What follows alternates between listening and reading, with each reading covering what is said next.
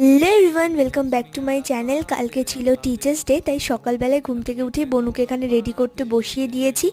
Okay ready করানোর পর বাবা এখানে তুলছিল ওর ফটো। এই ফাঁকে আমি চট করে রেডি হয়ে নিলাম, কারণ আজকে আমাকে ওর সাথে যেতে হবে ওর স্কুলে, কারণ আজকে ওর 3টে ডান্স পারফরমেন্স আছে।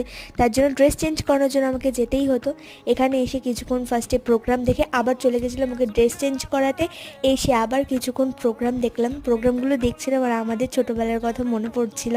তারপরে দেখার পর আবার থার্ড ডান্স পারফরমেন্সের জন্য ওকে রেডি করালাম। কেমন লাগছে জানাতে ভুলো না, আমি সাজিয়েছি, ভালো তো লাগবেই।